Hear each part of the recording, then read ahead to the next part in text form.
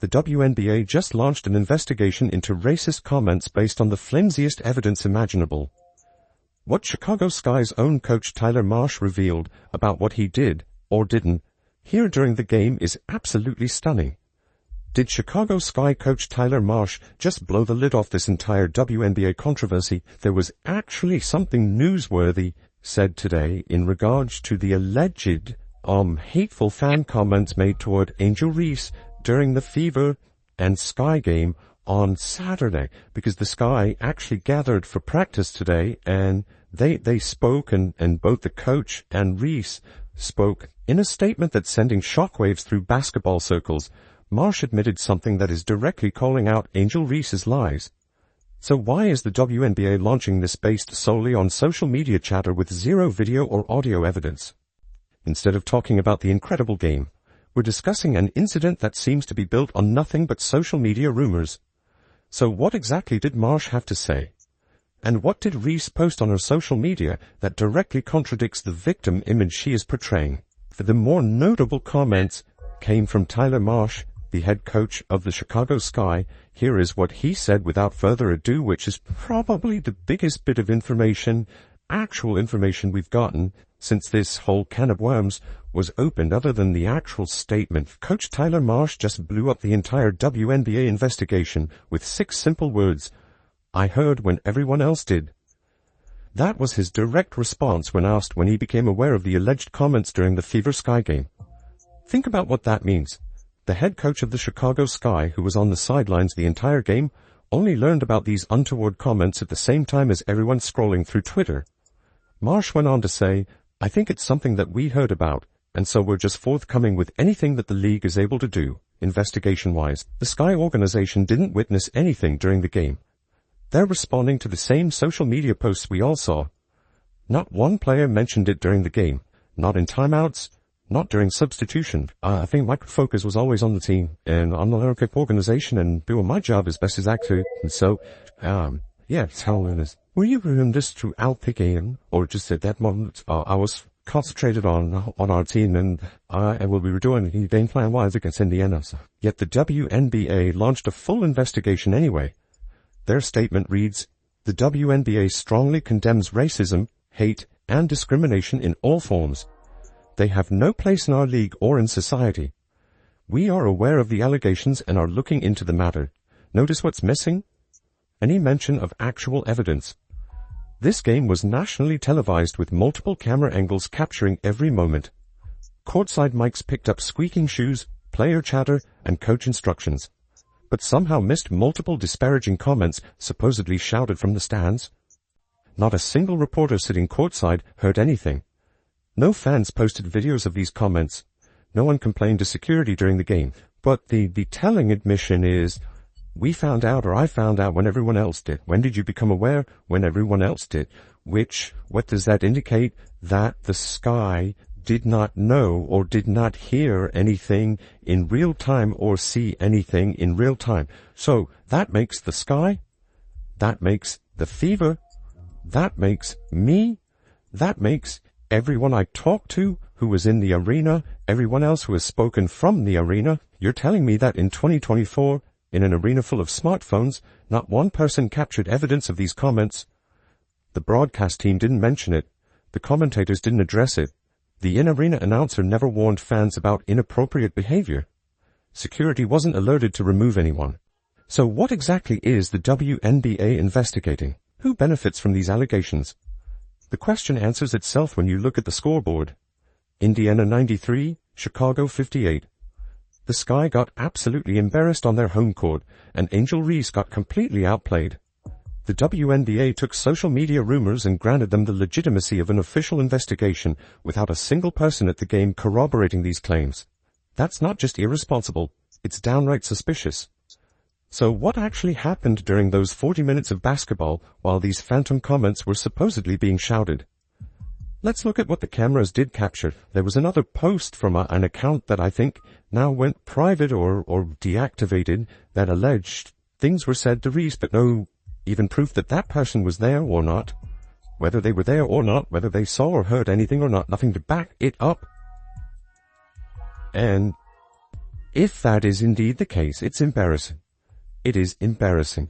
It really, really now seems like this is based on social media, and that the social media stuff was based on Sky fans online who couldn't handle getting the belt to the ass, who couldn't handle the beating that the Indiana Fever put out on the Sky there. The entire narrative falls apart when you actually watch what happened on the court. With 4:38 left in the third quarter, Caitlin Clark was called for a flagrant 1 foul on Angel Reese. The replay shows Clark making contact with Reese's arm while attempting to defend, causing Reese to fall. A physical play. Yes. Worthy of a flagrant? Debatable. But that's basketball. What happened next is telling. Reese immediately jumped up and confronted Clark.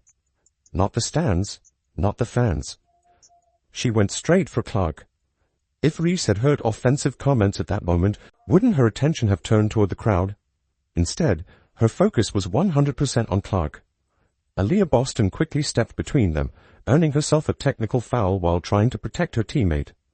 Reese also received a technical for her reaction. During this entire exchange, not once did any player point to the stands, alert officials about fan behavior, or show any reaction to comments from the crowd.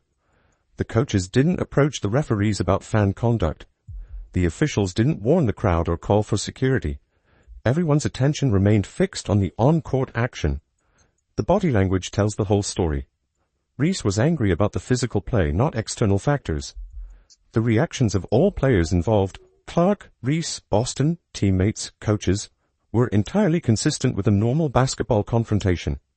Not a single gesture or reaction indicated anyone heard inappropriate comments from the stands. Meanwhile, the Fever were absolutely dismantling the Sky, eventually winning 93-58. The 35-point blowout was utterly embarrassing for Chicago on their home court. The Sky were frustrated, outplayed, and outclassed in every aspect of the game. When teams get blown out this badly, tensions rise. Players get irritated. Small incidents become bigger. It's human nature. The Sky were getting humiliated in front of their home fans, and that frustration manifested in the Clark-Reese confrontation. So why would Angel Reese and the Sky focus on alleged fan behavior instead of addressing their poor performance? The answer is painfully obvious. It's much easier to claim victim status than admit you got thoroughly outplayed by your biggest rival. The incident we all witnessed was nothing more than competitive basketball. Two fierce competitors got physical, tempers flared, technicals were issued, and the game continued. What's strange is how quickly the narrative changed after the final buzzer. The post-game responses tell an entirely different story than what the cameras captured during those 40 minutes of basketball. When the final buzzer sounded, two very different stories emerged. Angel Reese took to social media first, resharing a TikTok that featured multiple photos of herself alongside an image of Clark after the flagrant foul. The caption, "White gal running from the fade," street slang for someone avoiding a fight. This wasn't just adding fuel to the fire. It was dousing the flames with gasoline. Meanwhile, in a recent interview, Reese played the victim card perfectly. "Obviously it's tough, but I think I have a great support system. I'm loved by so many people, and obviously, in the moment it is hard to hear." Notice how she immediately positioned herself as the wounded party, despite zero evidence of any actual comments during the actual game. Damn, I really wish Angel Reese would talk and step up about all her fans calling people all these nasty names. Oh, how being silent is such a blessing. Such a blessing it is to be silent and have nobody being critical of you. Contrast this with Caitlin Clark's measured response. When asked about the allegations, Clark simply stated, "There's no place for that in our game. There's no place for that in society." She added that she didn't personally hear any hateful comments from fans, but trusted the league's investigation. No drama, no victimhood, just professionalism. And like Caitlin said, she answered it perfectly. She said, "I didn't hear her say anything, but that doesn't mean anything happened." But now, when you have Caitlin saying that, and Bree Turner saying what she said, which implied she didn't hear her say anything, and Stephanie White saying what she said, which implied she didn't hear her say anything, and Kyler Marr saying he found out when everyone else did, and myself, and no one, who was courtside, no cameras, no video, no nothing.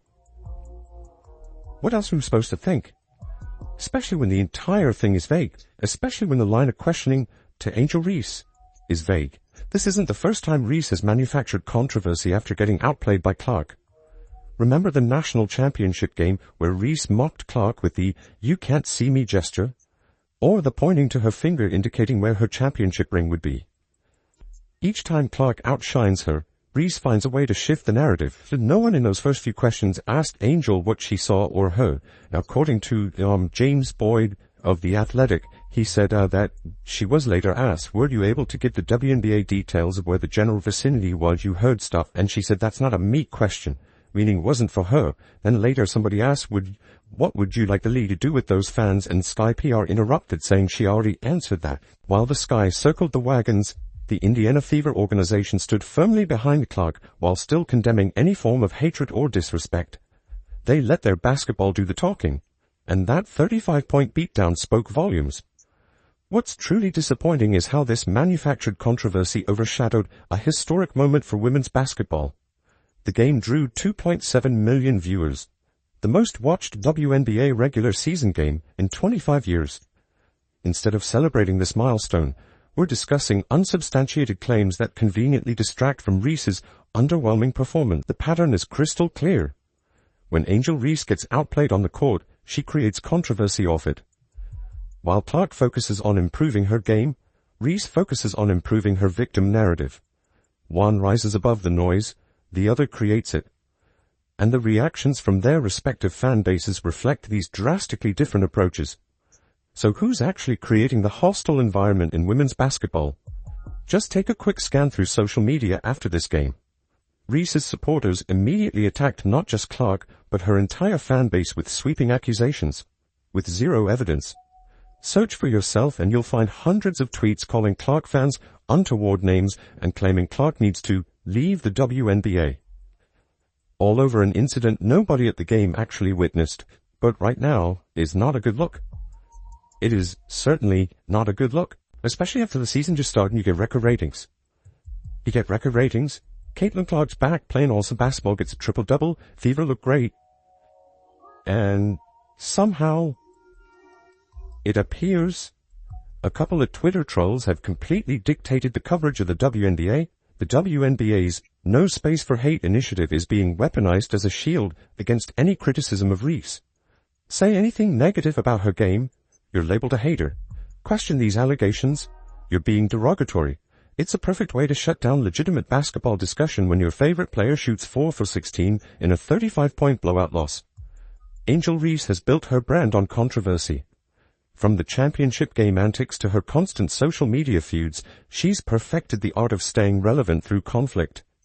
Every time Clark outshines her on the court, a new off-court drama mysteriously emerges. Meanwhile, Clark just keeps making history on the hardwood. While everyone's arguing about unsubstantiated claims, we're ignoring the absolute clinic the Fever put on. Lexi Hull dropped 9 points, 9 rebounds, and 2 steals. Aaliyah Boston dominated with 19 points and 13 rebounds. Kelsey Mitchell and Natasha Howard both poured in 15 points. DeWanna Bonner became third in all-time scoring in history. The entire Indiana team shot 47% from the field, while holding Chicago to just 29% shooting. That's the real story here. The numbers don't lie. The Fever out-rebounded the Sky 46-42. They had 27 assists to Chicago's 14. They had 13 steals and forced 17 Sky turnovers. In every single aspect of basketball, Indiana absolutely demolished Chicago.